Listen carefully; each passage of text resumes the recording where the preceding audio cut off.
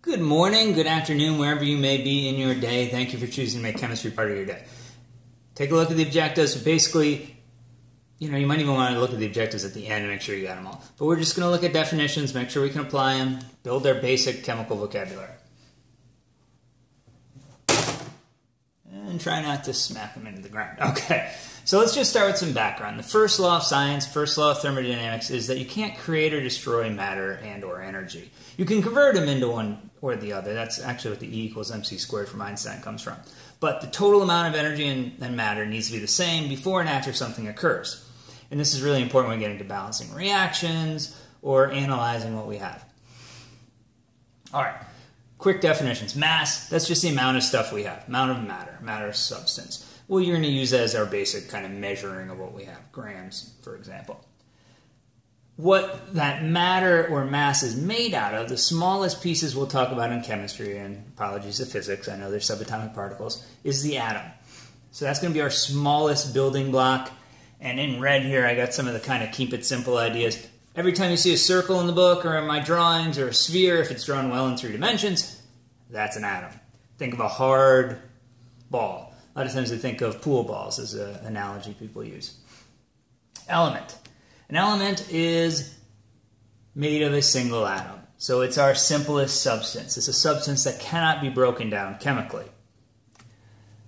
Again, in the simplest way of thinking about this, every time you see a single color in one of these pictures of atoms and molecules in chemistry, a color is an element and a circle is an atom.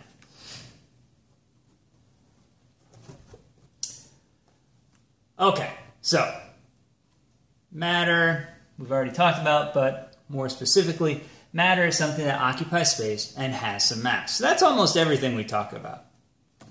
And it's kind of hard to have mass without taking up space, or vice versa. It's possible, but not often. You guys probably know most of these things. You know a solid when you see one. How do you know my glasses are solid? Well, when I take them off, they still look like glasses. They have a definitive volume, they have a definitive shape, or non-compressible is another way of looking at that.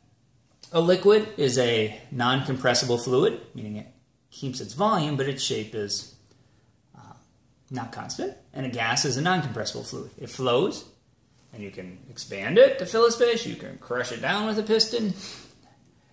So what does that mean? So that's the macroscopic definition. What's going on with the atoms? It's got to follow the same properties. The microscopic and macroscopic spheres have to be connected. So if it has a rigid shape and volume that we can see, the atoms then must be rigid and constant in their composition. If we can't push them further, if we can't compress them, it means they're already touching. And they already have an order. So when you see something like this, a solid's going to be at the bottom, right? Because it's not filling up the whole space. It's got a definitive shape, in this case a boring rectangle, typical textbook drawing. And it's ordered. Dot, dot, dot, dot, dot, dot. That's what you're looking for. Order and stuck together. Liquid, again, we can't compress it, so they're already touching. But they lack order. They can flow, so the atoms and the molecules need to be able to roll over each other. So that's going to be illustrated in the picture. Sometimes it's hard to tell a liquid, but I'll go to the edges, right? That's a hint. A lot of times with the pictures of the solids, they cut off in the middle. Liquid will go to the edge, and it'll be a little jumbled, and it'll be all smushed, and it won't go to the top. So those are kind of your giveaways. And then a gas, it fills up the whole space, so it can be located anywhere, top, bottom, left, right. And you can compress it close together, meaning they're not touching. So this gap in here, between the 2 dots, that's what will let you know it's a gas. And we use abbreviations. Solid is S, and we use parentheses around it to indicate that state. Liquid is L, gas is G. Quick definitions. I'm pretty much just going to read these to you.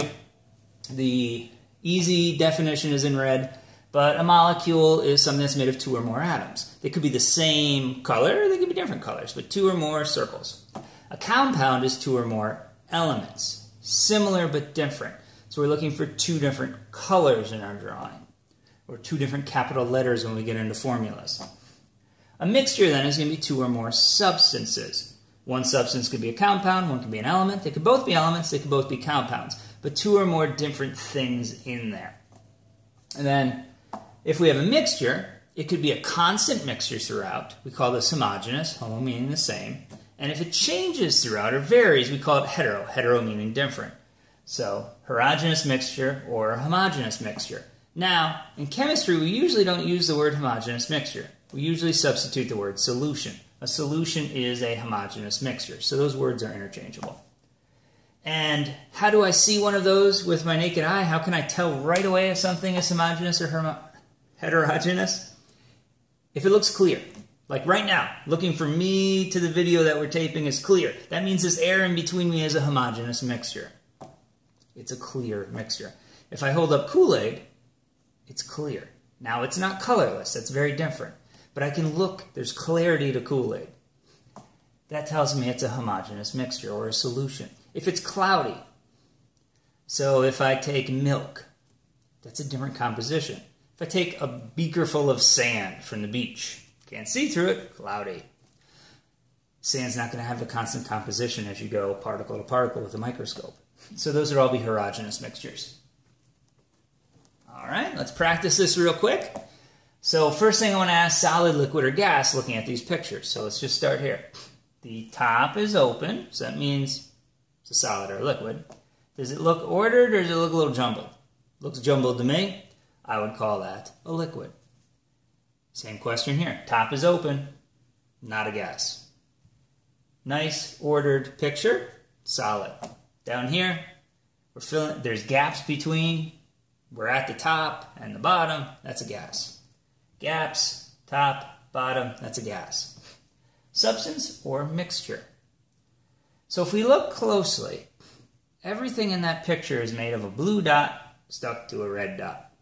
And that's the only discrete picture we see in there. That means it's just a single substance. If we look here, it's red, blue, red, blue, red, blue, red, blue. Again, only one thing we're seeing there, only one pattern. That's a substance. Here we go. Here's a pattern, 2 reds. Here's a pattern, 1 black. Admittedly, not the most exciting patterns in the world. 2 patterns, that's a mixture. Blue with 2 reds, blue with 2 reds, blue with 2 reds. That's 1 pattern, that's a substance. All right, molecule, do we have molecules? We'll get into what the other thing means when we get into ionic bonding. But do we have molecules? All right, so this is blue and red stuck together. That's 2 atoms. That is a molecule. That's a molecular compound liquid, putting it all together. Do we have discrete individual units here, or is it just a repeating network of red and blue? It's a repeating network. That is not a molecule. 2 atoms stuck together, molecule. Single atom, not. Atom, molecule. Both elemental. Molecular, that could be like O2. Atom, that could be like neon or helium. 1 single unit, 2 colors, 3 circles. That is a compound, and that's a molecule. Here's the summary of everything on this slide. Put it in one place if you want it. I'm going to stop the video here, but you can go through and take a look at the summary picture of all that we've gone through. And this is also in your textbook as well. But basically, we have matter. We can have multiple matters or a single matter, which we call substance. And then can it be simplified? The answer is no, it's an element. The answer is yes, it's a compound. And then with the mixtures, are they clear and homogeneous or cloudy and heterogeneous? Thank you very much for your time.